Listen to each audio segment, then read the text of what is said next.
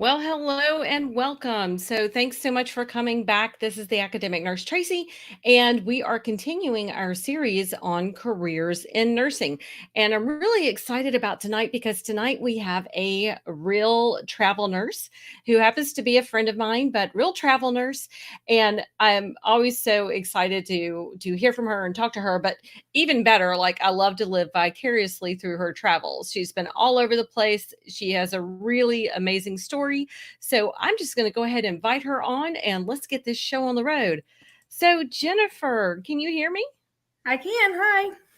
Hi, Jennifer. So, this is Jennifer Jenkins. I'll let you introduce yourself, Jennifer, if you want to tell us a little bit about yourself.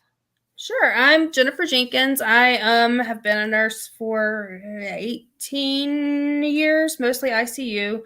I've done a little bit of everything, some office nursing, travel nursing, done the whole hospital bedside staff nurse thing, kind of seen a little bit of everything through the years. Well, it sounds like you have a lot of experience to draw on, so that's fantastic. So I happen to know that you are not in your home state right now. So where are you? Where are you joining us from?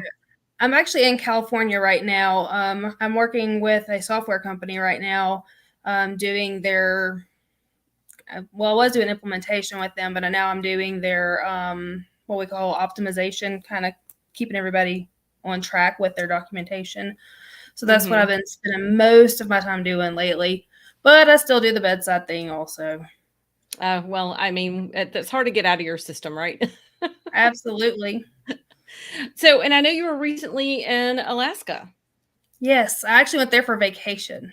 So Oh, that was my dream trip for vacation. So I went there for my birthday for this year for vacation. did you have a good time? I loved it. I want to go back so bad. In fact, I may already have a deposit down for the next I trip. may or may not have already put a deposit down Possibly. on that. Well, I know people are really interested in travel nursing and what that's like, and all the things about it. So let's just start from the beginning. I know you said you've been a nurse for 18 years. Mhm. So what made you to decide to be a nurse? Like, how'd you get into nursing? It's actually kind of a funny story. I never intended to be a nurse. I actually wanted to be a teacher from the time that I was little bitty. Wanted to be a teacher. Got all the way through my prerequisites in undergrad. Got into the classroom. Spent one day in the classroom and was like, there is absolutely no way that I'm gonna spend the rest of my life with these little bad children and their even worse moms. So went home that day and pulled out the old manual. We used to actually get a manual with everything that all the majors and sat down. I was like, all right, well, what else do I see myself doing for the rest of my life? And nursing was the only other thing that was in there. So I went that route and never looked back. I don't blame you. I never had the desire to teach. That was never one of the things I was like, oh, I want to teach, I want to teach. But some people really do. And I Mhm. find that there's a lot of overlap in what we do, really, Oh, even if the absolutely. population is different. But I think nurses are teachers at heart in a way. So you kind of married your two loves, Yes. right? Yes. And I love having my nursing students too. So it works out really well. So when I do get to work on the floor, I'm that person who gets to volunteer and say, yeah, I'll take the students for the day because most people don't want to bother with all that. You're right, and I always think to myself, I don't know, I when I was on the floor or when I was, taking students into the hospital, I kind of enjoyed that. I mean, I Hmm. I don't know, maybe I was in the minority, but I liked it because I'd be like, okay, I can really get my all my care done. I can get but yeah, it does take a little bit of time teaching, but like there was so much that I could get done because I had an extra pair of hands or two or whatever. So It I'm is nice glad to to see hear their that. excitement in their eyes whenever they see something for the first time. And after a while, Mhm. you're like, oh, it's just another Foley catheter. And they're like, oh my gosh, we have to put in a Foley catheter. And you're like, Yeah. oh, yeah, that was exciting for me at one time too. Yes, let's do that. You're right, they're like, "Can I do it? Can I do it?" And you're like, yes. Yes, What you else do you want to can." do? Exactly. So, yeah, so if anyone is out there right now that and you are a practicing nurse, consider taking those students. I know we're all busy right now, but just a plug. Anyway, okay, moving on.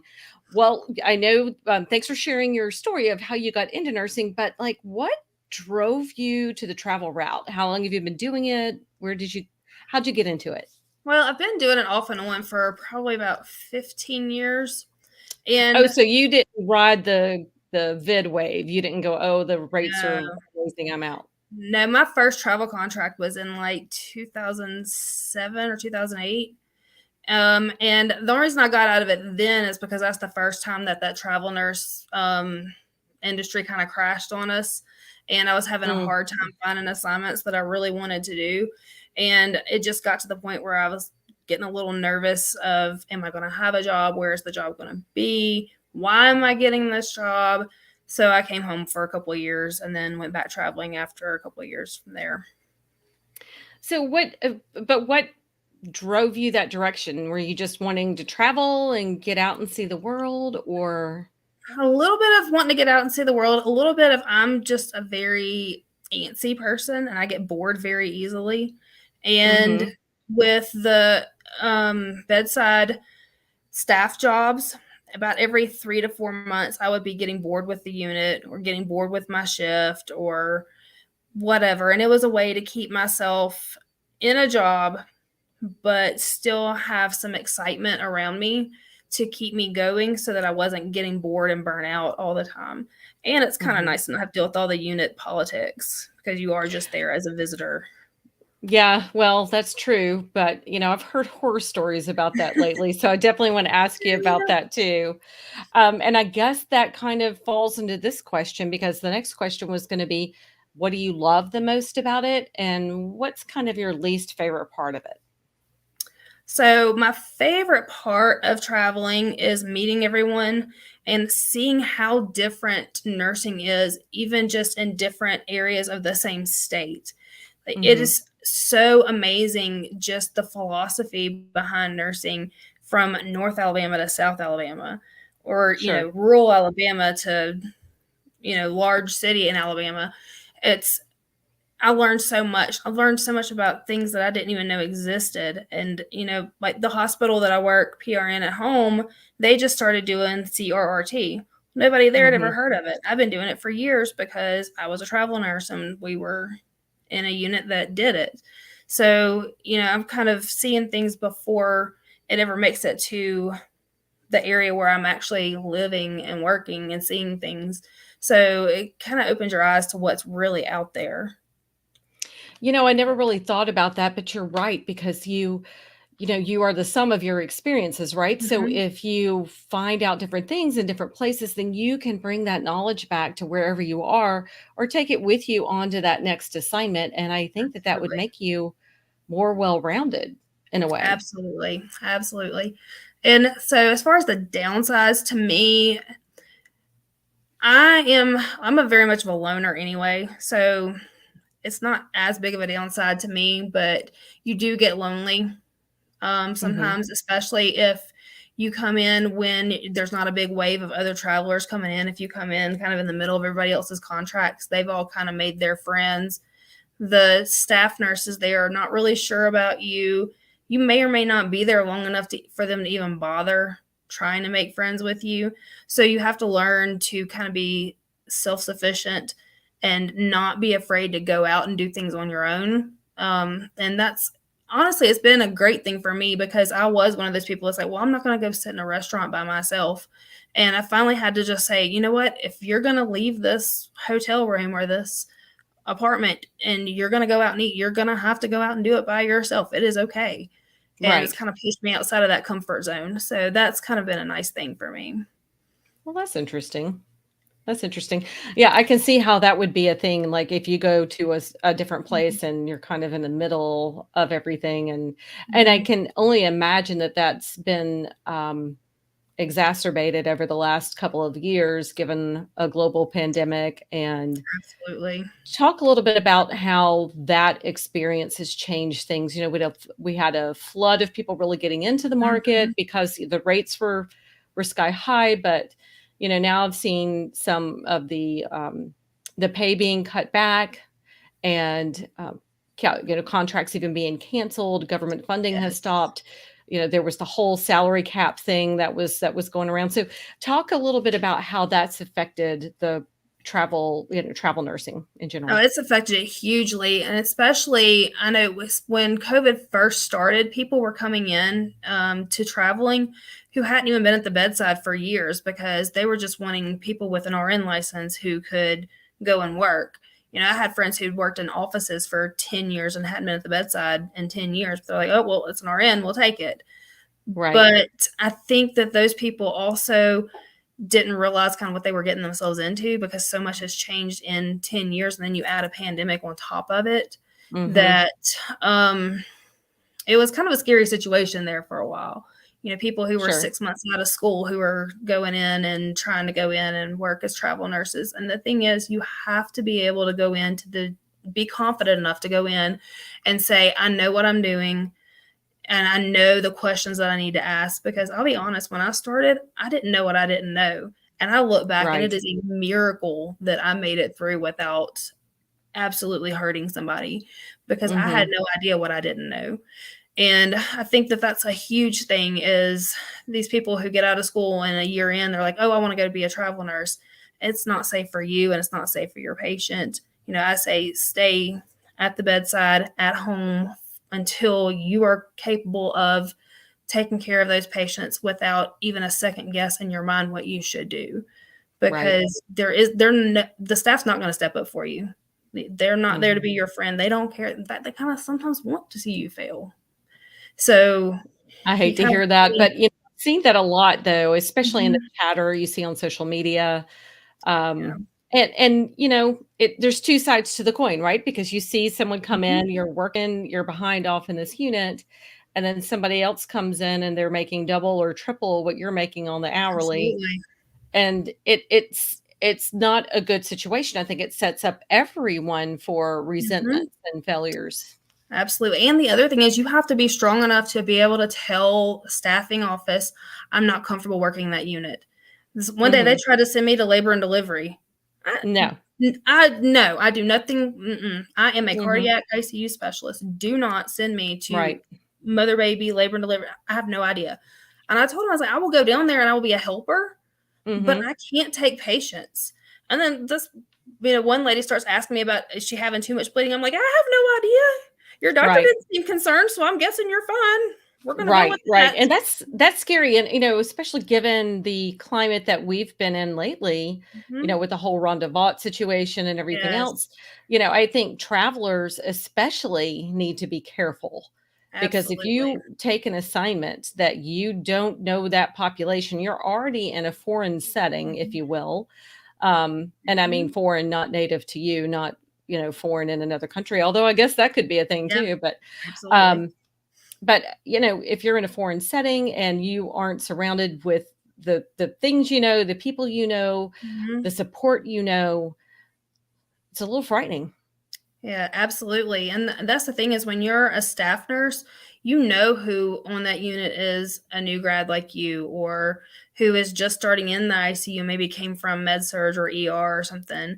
And you know who's been there for 35 years and knows, the doctors personally and can tell you what every doctor on that department will do for you and what they Right. won't. And Mhm. you don't get that benefit when you're a traveler. Mhm. And one thing I learned really early on as a traveler was anything that you don't feel comfortable doing, make sure it is written into your contract because if it's not, you don't have a leg to stand on. That was Um, going to be my next question, so thank you for going there. What are yes. some things that if you're considered a traveling nurse, if you're I can't speak tonight. Words. Gotta make the words. Make Yes. them come out of my mouth. So if you're considering travel nursing, what are some things you need to do as a nurse to, put those protections in place, right? Yeah, so first off, anything that your agency tells you that they are going to promise you up and down is going to happen, it needs to be in writing in your contract. If it's not in writing in your contract, then you don't know what they're telling the hospital on their side because as much as you want to think that they're your friend and they're working for you, they're not. They're working for that Mhm. agency and they want to make sure that the agency gets paid and they get nurses signed. So at the Right. end of the day, it's just like buying a car. If they Mhm. tell you all day long you've got a warranty, if it's not written down, you don't have it. That's true. Not Same documented, thing. not done, right? Exactly. We should be familiar with this principle. Exactly, and the same thing with, time off. So if you need Mhm, time off during your contract, get it written into your contract. Most of the mhm. time, the hospitals are not gonna push back on it.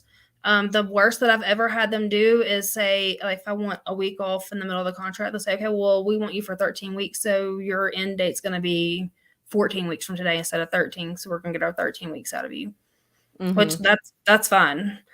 Right. Um and it, most of it just goes back to get everything in writing. Because I had friends who had been promised block scheduling where they were going to work 6 days on and then 8 days off, 6 days on, and come home for the 8 days. They didn't get it in the contract.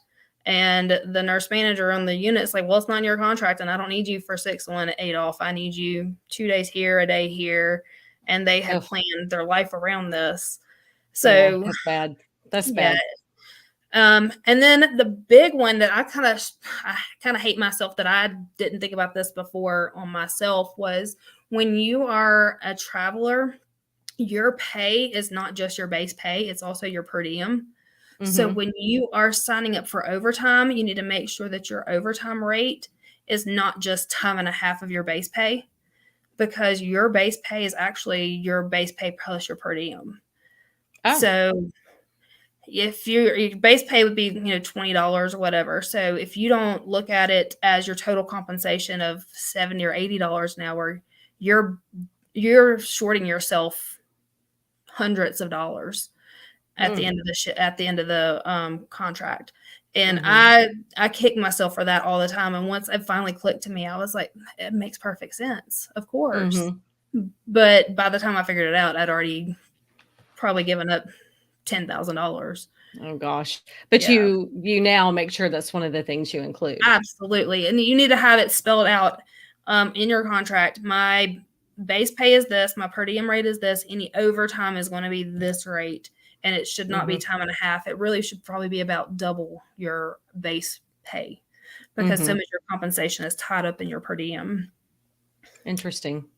I know I've heard a lot of chatter about and I've heard back and forth, and I've not been in the situation, so I don't know.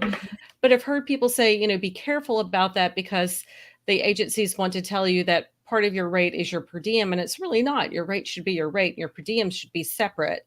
And also, there's a separate tax liability for that. Yes, there is, and you have to make sure you're duplicating expenses, which means that Mhm. you have a home that you are paying something towards in order to get the tax-free money. So even if it is just a room in your parents' house, your parents have to claim that they're receiving the money from you, and you have to actually pay them the money for the room. And it has to be fair market value. It can't just be like, oh, I'm giving my parents $100. It can't be that. Like, it has to be fair market value for that room. Otherwise, you don't qualify for the tax-free per diem because the whole idea is that you're having to travel for work. And that's the only reason you're getting the benefit of the tax-free I see. money.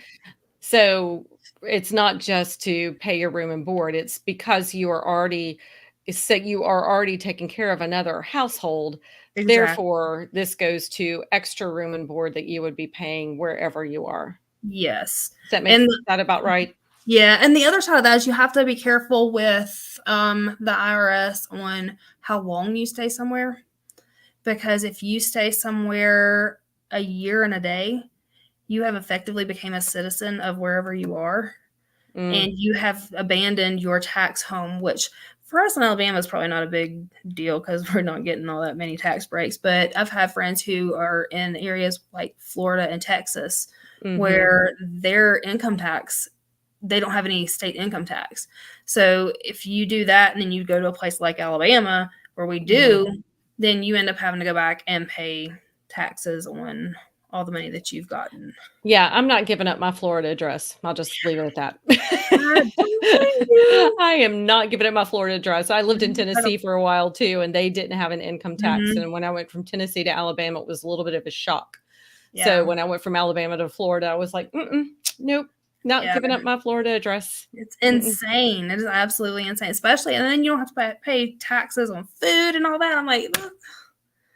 Yeah, there are rules around that. But yeah, the Yeah. tax liability certainly is a big deal. And I think that Yes. so would you advise that if somebody's thinking of traveling, because the rules could be so different from state to state, so would you advise that they perhaps talk to a tax professional or something just to see Yes. what they need to do and kind of how much they need to keep out and all Yeah, those things? yes, absolutely, and there is, like, a guy, and I cannot remember his website for the life of me, but there is a guy who actually specializes in travel nurse taxes, Oh, okay. and Well, if you remember his name, email it to me and I'll add it to the show notes down below. absolutely, he actually was a former travel nurse himself and, kind of got his CPA and now specializes in travel nurse taxes.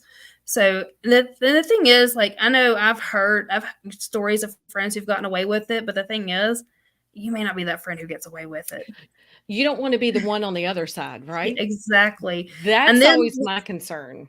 and then once they figure it out, then you're on the hook for anything because once they look at you, they're looking. So I don't try Oh, not to yeah, give them they a don't stop visual. at that. They don't go, "Oh, did she just" no, they don't Yeah, stop at that. no. So, yeah, So I think that's sage advice. If this is something that yes. you're considering, make sure you have this. And I also heard from a different, source. I actually have a friend who's an attorney who, did some agency work. So she worked in HR at an agency, but she was saying that sometimes there was some concern with some of the nurses that didn't realize that a lot of those expenses they were going to have to bear off the bat until Mhm. that first cycle hits where they actually start getting their reimbursement, and they might only be reimbursed or they might only get pay at first and reimbursement might be held for a while, like up to 90 Yeah. days. Yes. In fact, I've worked for contracts where I've had to pay to get my ACLS and BLS renewed. That's like $400. Oh yeah. And they wouldn't pay me until the end of my contract. Yeah. So until I had fulfilled every bit of my contract. And the thing with that is they're shady. You've got to be careful with them. So if you call in sick, if they call you off, there's all Mhm. these little wiggle room that they'll try to give them. So you've got to make sure that you keep them in line and again, keep everything in that contract because they will try everything in their power to not pay you what they can. Because at They the end of the day, being they're a company, the the hospital agency, system or the agency, the right? agency. Yeah. So it okay, so it goes from just trying to get this straight in my head. So what any nurse considering doing this needs to do is make sure that all of these terms are spelled out in the contract between you and the agency. Correct. So Okay. what'll happen is the nurse has the contract with the agency, and then the agency has the contract with the hospital. Mhm. So the your actual contract is with your agency. Mhm. Even though the hospital's gonna act like it's really with you, it's not, but in a roundabout way, it kinda is because they're paying through the agency. Mhm. But the funny thing about that is when I first started traveling, before you were making $100 an hour as a travel nurse, I Mhm. would go in and people be like, "Well, you're making all this money." I'm like, I'm not making all of that. Like that'd be great if I was, but you realize my company's getting a big chunk of that, and I'm getting Right. the leftovers from this. Yeah. So you know, I think we're seeing everything kind of shake back out to where we're going to be kind of at a back to baseline on Mhm. travel pay because I think we're getting back there just in general with nursing. I think our pay is probably about to settle back down and not be quite as high as it has been. Um, but that's one of the big things that as a staff nurse that except for in a pandemic, the travelers, even though they're making a little bit more than you, they're not making as much as you think that they're making. They're Right. not making these hundreds and hundreds of dollars, and they're leaving their families and their lives behind to come help you. So, Mhm. you know, it so many people are so ugly, I think, to some of the travel nurses. They got this mindset of, well, you're making all this money, so I'm gonna give you the worst patients, da da da. Well, would you want that done to you? Right. Is that safe for you and your patient? Would you I want just that to be don't think that doesn't sit well with me for either party. I just, I think that we need to, as nurses, we need to come together and start treating each other better.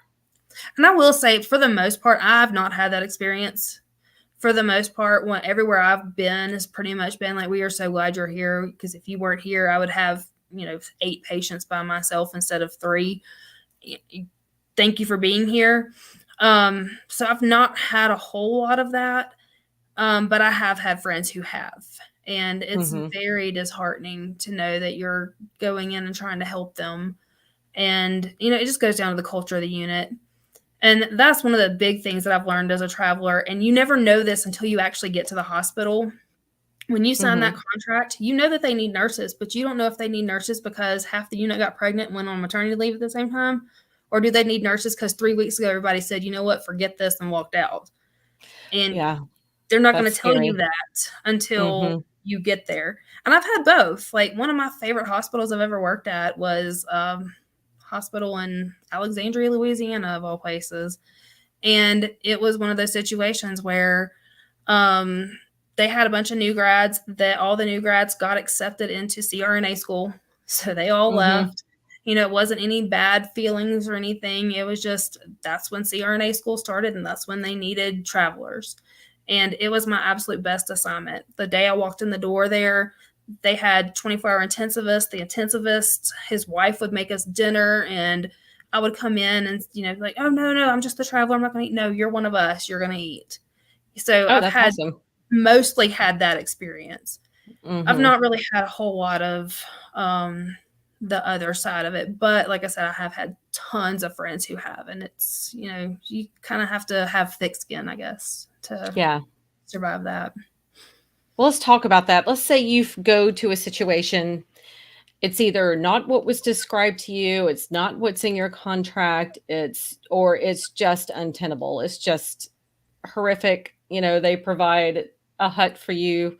I don't know. Yeah. They say they provide living conditions. Some of them do, because some contracts they do come with room and board. So they say they provide something, then you get there and you're like in a dirt floor with an outhouse. Like, I don't know. What happens if you go in and it's just like the situation is their ratio is 12-1 in the ICU? It's just terrible. Like, what do you do? Unfortunately, the contracts are very much on the side of the hospital.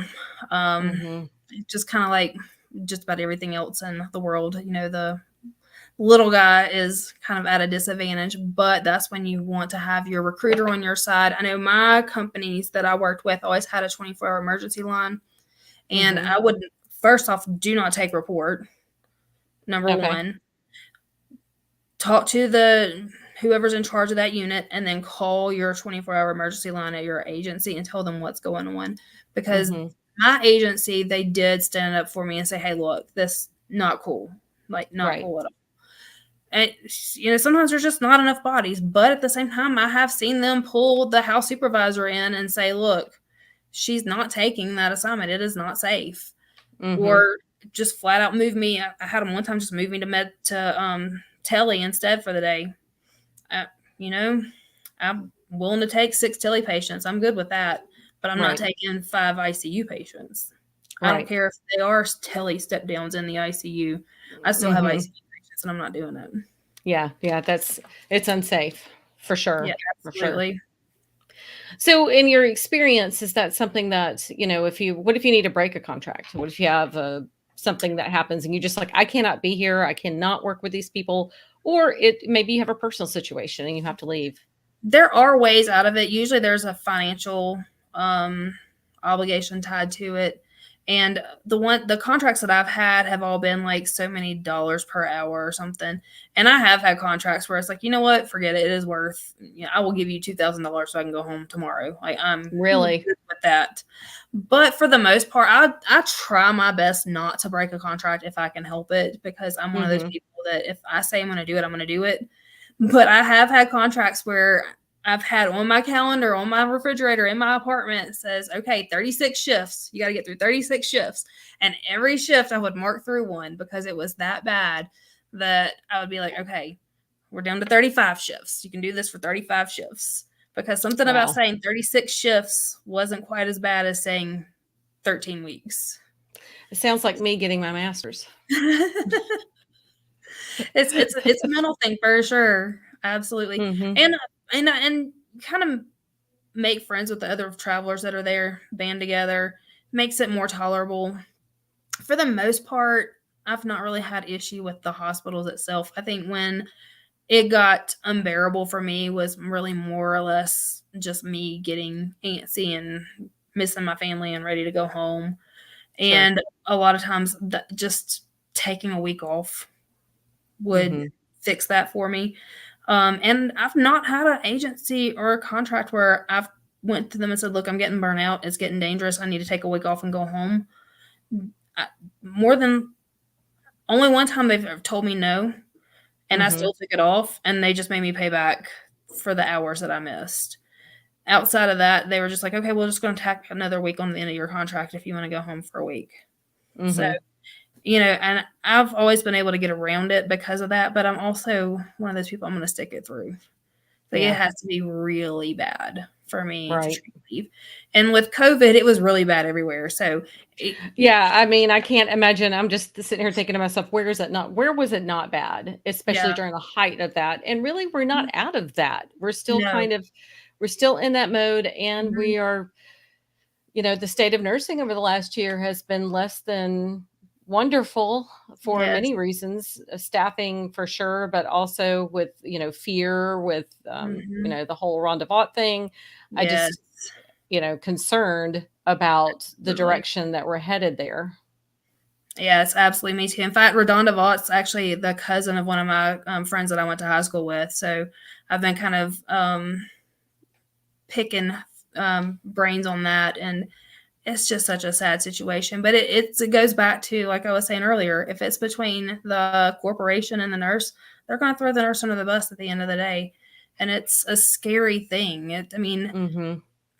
and now with EHRs and stuff, we're able to see that we're making mistakes. I look back when I started, we still had the NARC keys and paper charting. And the I don't paper know what I charts, did. Like, right? We very had well the could paper have done charts you this. flip through, yeah, Mhm. the MAR, the whole thing. Yeah, Yep. and you wrote everything down, and Mhm. I couldn't say that I haven't made a very similar mistake because I don't know. I Like, I don't either. I mean, there was scanning. There was no mhm, scanning. It was not a no, thing. no. And then, yeah, Um, your drawer, Pixis was like, when it came out, it was like, oh my God, this is the greatest thing ever. Because, we were mhm. going into a bag that was labeled metoprolol, hoping that that's Mhm. really what was in there.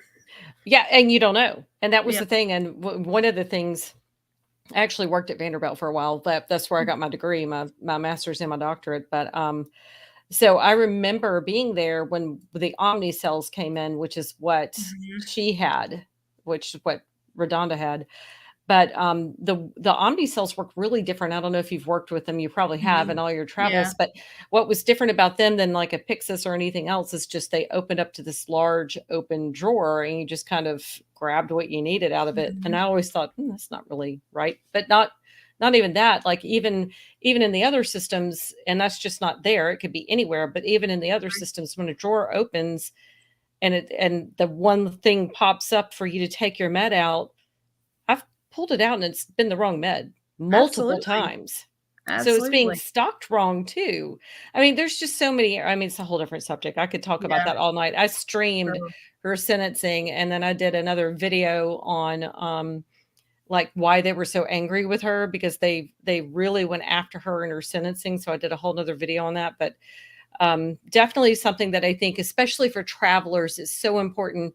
And Mhm. to go all the way back around the block, you said you try to stick it out, but I'm wondering if it's time for that culture to change. Oh, absolutely. It definitely is. Because we just love to martyr ourselves, right? We just Mhm. love to say, "Oh no, we're gonna stick here." Again, that's just what I do. I'm not Mhm. going to leave this place. But if you're being mistreated, if it's unsafe, if it's toxic, what Mhm. what are we doing? Yeah, absolutely, and that's the thing, and there was one job that I worked. I remember calling my mom. It was in Florida, and I remember I had to drive down the interstate, and there was a huge curve that had a wall on it, and I remember thinking to myself one day that I didn't wanna go to work so bad. I was like, "If I slow down just enough, I could run into this wall and not hurt myself, but still be able to say that I had an accident so I don't have to go to work tonight." And I'm like, "Okay, Wow. it is time to go home. It's This time to is." go home. When you start having thoughts like, Mhm. I'd rather crash my car Mhm. and risk an injury than go to work. I've had nurses tell me they sit in their car and just cry before their Mhm. shifts. I had a CNA told me that during COVID, when they were checking temperatures, they would crank the heat up in their car and lean forward in the car so that their temperature would be high when they went in, so they could be told they couldn't go inside for the day. I'm like, huh. I don't know if I'm impressed or I know, right? I don't. And this year I was like, that's actually I'm like, that's not a bad wow. idea, because they're like, well, they wouldn't let you in the building. All they were going to do is tell you to go get a COVID test, and you couldn't get one because there weren't any. So There you just weren't any. went Yeah. home. I was like, Mm, why didn't I think of that? yeah. I mean, okay. Well, Hmm. Yeah, thoughts. But exactly. the larger point behind that is it's not to sit home. It's No, because their conditions are so horrific. exactly. And that's the thing is, I don't think people realize that nurses go all shift sometimes without eating, drinking water, going to the bathroom, Mhm. because you are taking care of those patients. And even if you are staffed appropriately, sometimes you just have patients that are that sick, especially during COVID. You just had patients that were that sick. And Mhm. if you walked away, their drip was going to run out and they were going to die, Yeah. period. And you couldn't count on your Mhm. coworkers to help you because their patients were just as sick. Yeah.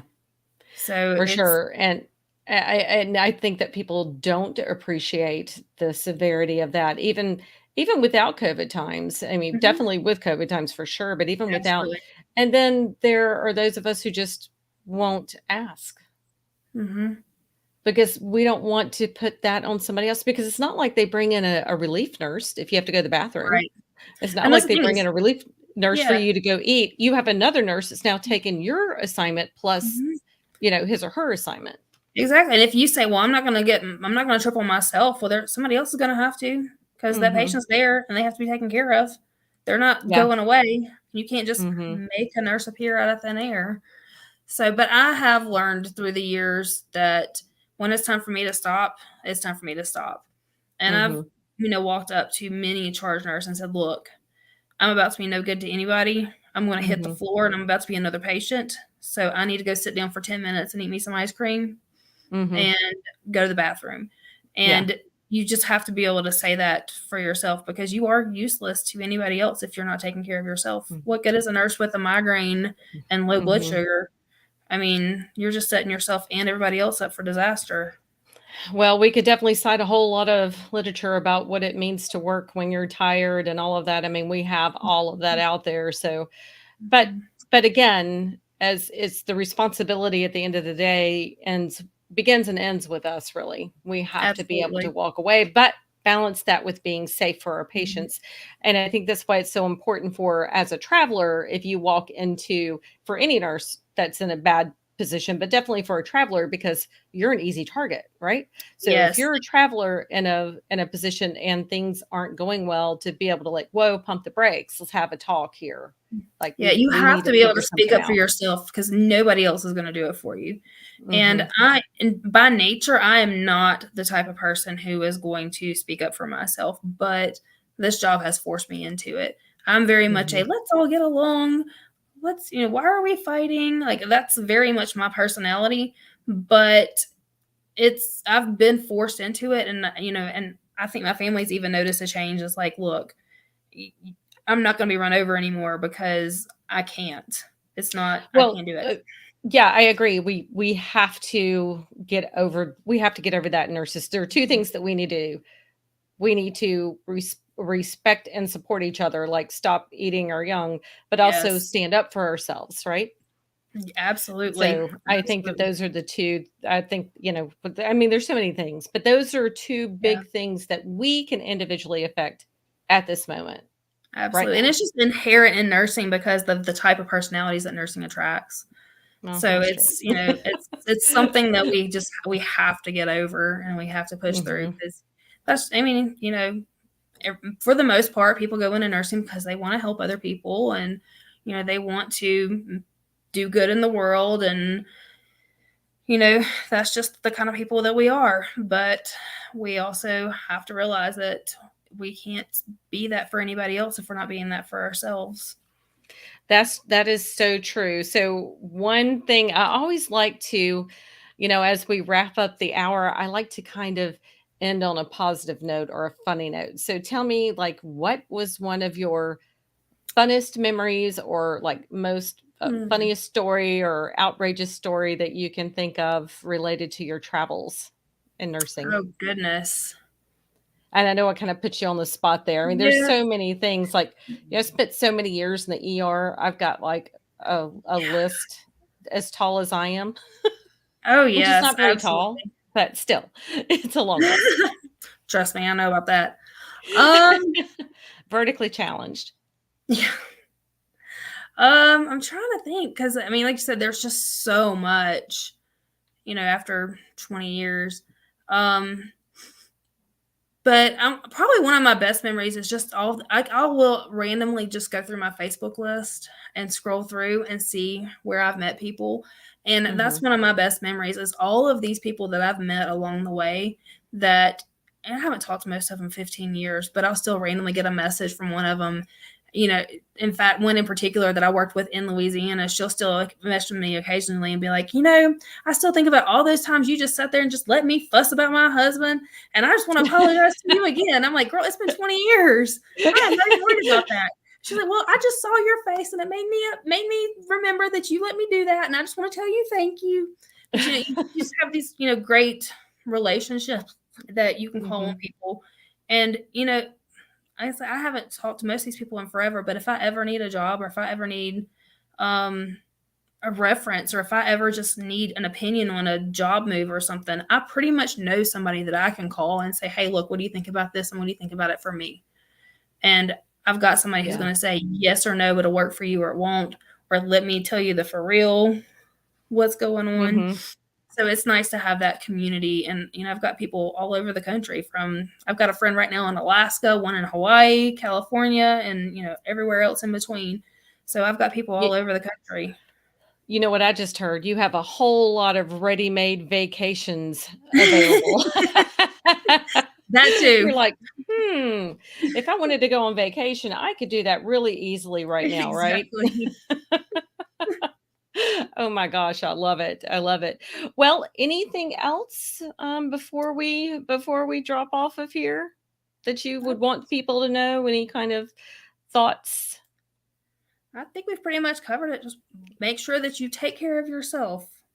Oh, that's a Nobody good else will one. take care of you. Take care of Hmm. yourself because you can't take care of anybody else if you're not taking care of yourself.